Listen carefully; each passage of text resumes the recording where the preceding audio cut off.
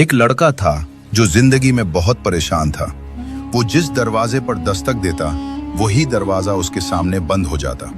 वो दूसरों को खुश देखता, तरक्की करते देखता और खुद से पूछता, मेरी जिंदगी आगे एक रात क्यों वो नहीं थक बढ़ कर बैठ रही? गया।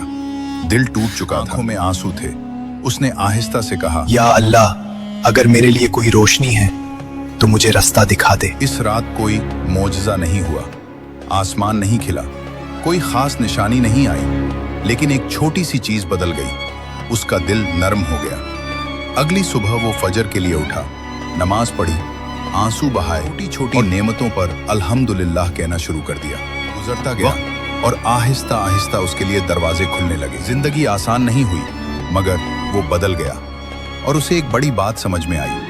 अल्लाह हमेशा तुम्हारी हालत नहीं बदलता, कभी कभी वो पहले तुम्हारा दिल बदलता है, और यही तब्दीली रोशनी का आगाज बनती है।